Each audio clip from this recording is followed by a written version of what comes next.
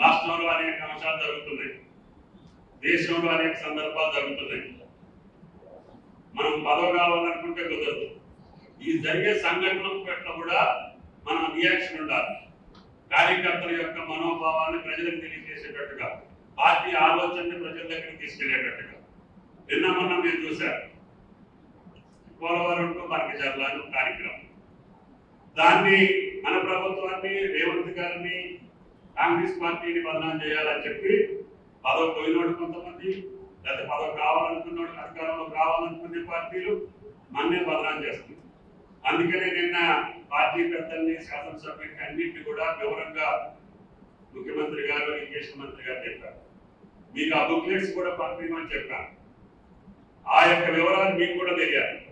అవసరమైతే మళ్ళీ పార్టీ కార్యాలయాల్లో శాసనసభల వారీగా ఎమ్మెల్యేలు కానీ, నేను వచ్చినటువంటి పెద్దలు కానీ దాన్ని ఎక్స్ప్లెయిన్ చేసి మన తప్పు లేదు, ఇది ఎప్పుడు 14 సంవత్సరంలో మొదలైనటువంటి ఈ గోదావరి జలాల వాడకం చంద్రబాబు గారు ఉన్నప్పుడు ఏం జరిగింది, ఆ ఎఫెక్స్ కమిటీలో ఏం జరిగింది, అక్కడ ప్రభుత్వంలో అప్పుడు ఉన్నటువంటి టీఆర్ఎస్ ప్రభుత్వం ఏం మాట్లాడింది, తర్వాత మళ్ళీ 19 తర్వాత అక్కడ ప్రభుత్వం జగన్మోహన్ రెడ్డి గారి ఆధ్వర్యంలో, ఇక్కడ టీఆర్ఎస్ ప్రభుత్వం కేసీఆర్ గారి ఆధ్వర్యంలో ఏం మాటలు జరిగింది, ఏ రకంగా జరిగింది, దీని యొక్క అంకురార్పణ ఏంటి, దీని యొక్క కథ ఏంటి, వీటన్నిటినీ కూడా మన ప్రజల దగ్గరికి తీసుకెళ్ళకపోతే మనమేదో మన జలాలను తీసుకెళ్లి వేరే వాళ్ళకి దానాదత్తం చేస్తున్నట్టుగా ప్రజలు భావిస్తున్నారు.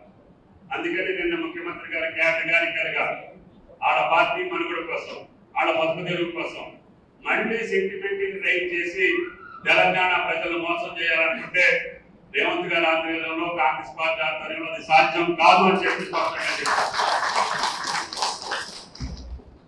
ఏ నది మీద కూడా, కృష్ణా కావచ్చు, గోదావరి కావచ్చు, ఆ నదుల మీద ప్రాజెక్టుల నిర్మాణం చేయాలనుకుంటే పారిభాషిక ప్రాంతంలో ఉన్నటువంటి అన్ని రాష్ట్రాల యొక్క సంయమనంతో, సంప్రదింపులతో, చర్చలతోటి, ఆ రాష్ట్ర ప్రభుత్వాల యొక్క అనుమతితోటి మనం కట్టినా, లేదు కర్ణాటక కట్టినా, మహారాష్ట్ర కట్టినా, ఛత్తీస్గఢ్ కట్టినా అనుమతితో కట్టాలి. మనం కూడా సీతమ్మ సాగర్ మొదలు పెట్టాం. ఒరిస్సా రాష్ట్రంలో అబ్జెక్షన్ చేసింది.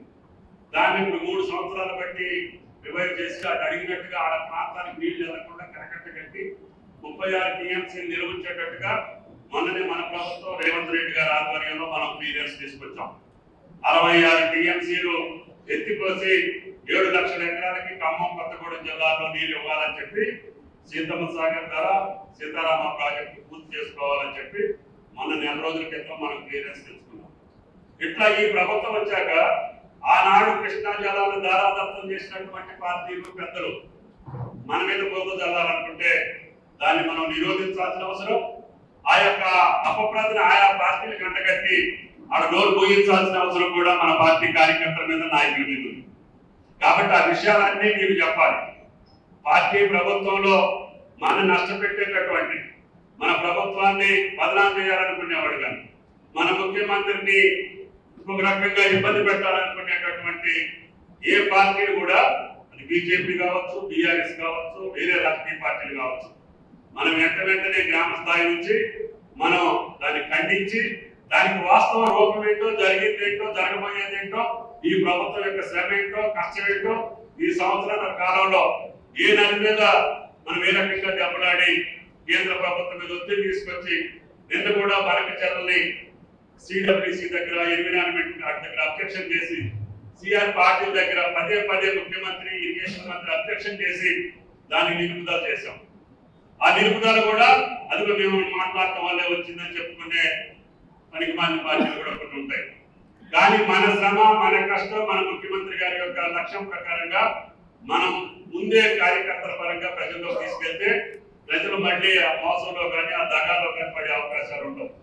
కాబట్టి దయచేసి ఖర్గే గారి మీటింగ్ దేశవ్యాప్తంగా ఆయన అఖిల భారత కాంగ్రెస్ పార్టీ అధ్యక్షుడిగా గ్రామ స్థాయి నుంచి ఆయా కార్యకర్తలతోటి, ఆ నాయకులతోటి పార్టీ యొక్క లైన్, పార్టీ యొక్క లక్ష్యం, రేపు రాహుల్ గాంధీ గారిని ఈ దేశ ప్రధానిగా చూడాలి అని అంటే కింద నుంచి పార్టీని ఏ రకంగా పునర్నిర్మాణం చేసుకోవాలి, దానికోసం రేపు లాల్ బహదూర్ స్టేడియంలో కార్యకర్తల యొక్క, ప్రజాప్రతినిధుల యొక్క, పార్టీ పెద్దల యొక్క, పార్టీ బాధ్యుల యొక్క పెద్ద సమావేశాన్ని జరపబోతున్నాం.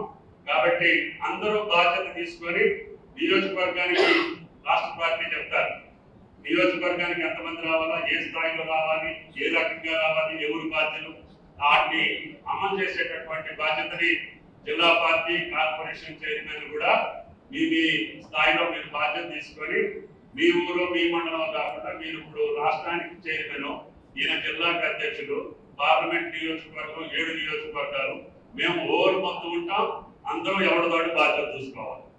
కాబట్టి పార్టీ డైరెక్షన్ కింద నుంచి పై దాకా ఒక క్రమశిక్షణ తోటి ఒక బాధ్యతతోటి వెళ్ళకపోతే మనని ప్రజలు అంతగా హత్తుకునేదానికి, ప్రేమించేదానికి, అభిమానించేదానికి, ఆశీర్వదించేదానికి అవకాశాలు తక్కువ.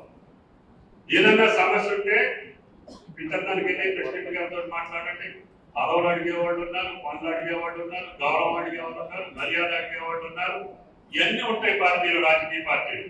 అన్నిటికీ అవకాశాలు వస్తాయి, అందరికీ అవకాశం. ఎన్ని గ్రామాలు ఉంటే అన్ని గ్రామాలకి సర్పంచ్లు అవుతారు, ఎన్ని ఎంపీటీసీలు ఉంటే అన్ని ఎంపీటీసీలు అవుతారు, ఎన్ని మండలాలు ఉంటే అన్ని మండల పార్టీకి ఎంపీపీలు అవుతారు, జెడ్పీటీసీలు అవుతారు, జిల్లా పరిషత్లు అవుతారు, పిఏసీ ప్రెసిడెంట్లు అవుతారు, సహకార సంఘానికి మళ్ళీ అధ్యక్షులు కాకుండా డిసిసిబీలు అవుతారు. ఈ రకంగా ప్రభుత్వ యంత్రాంగంలో ఉన్నటువంటి పదవులే కాకుండా పార్టీ పరంగా నిన్న కొంతమందిని నియమించారు మన జిల్లాకు సంబంధించి. వాడు రాష్ట్ర పార్టీలో ఉంటారు. రేపు వచ్చినప్పుడు జిల్లా పార్టీలు, అదేవిధంగా మండల పార్టీలు, కింది స్థాయి కూడా ఒక పక్క పార్టీ, ఒక పక్క ప్రభుత్వం, రెండు కలుపుకొని సమన్వయంతో జోడెట్ల మాదిరిగా మనం ప్రయాణం చేస్తే మళ్ళీ వచ్చే రాజ్యం కూడా కాంగ్రెస్ పార్టీకే ఉండాలి. మీరందరూ పదవుల్లో ఉండాలి, మీరందరూ పదవుల్లో ఉండాలి. కాంగ్రెస్ పార్టీ మళ్ళీ అధికారంలో ఉంది. వ్యక్తులు ఎవరన్నా మారుతుండొచ్చు, రిజర్వేషన్ వస్తాయి, రేపు డీలిమిటేషన్ అవుతుంది, జమినీ వస్తుంది, ఎవడు రాజెట్ ఉందో నాకు తెలుసు. రేపు ఖమ్మం మంచి మైండ్గా అయిందనుకో, అందరూ చేయబట్టాల్సిందే, గెలిపించాల్సిందే. కాబట్టి ఏది ఎవరి చేతిలో ఉండదు. పనిచేసి కష్టపడి పార్టీని బతికిస్తే అందరికీ అవకాశాలు వస్తాయి.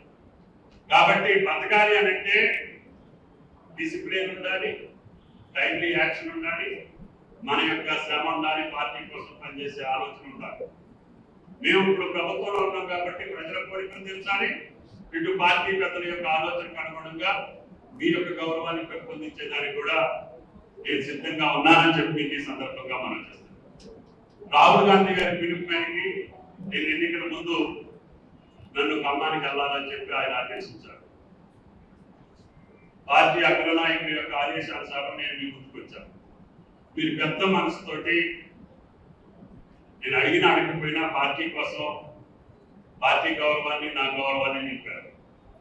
అందుకని నేను పార్టీ పెద్దలకు ఏం చెప్పానంటే, ఏ పదవులు వచ్చినా కూడా నేను కొత్తగా వచ్చా కాబట్టి మీరు మొదటి నుంచి పార్టీ నడిపినటువంటి వ్యక్తులకి ముందు పదవులు మీ ఇష్ట ప్రకారం ఇవ్వండి. బట్టి గారికి చెప్పాను, ముఖ్యమంత్రి గారికి చెప్పాను, ఇప్పుడు పిసిసి అధ్యక్షుడు ఆయన కూడా చెప్పాను.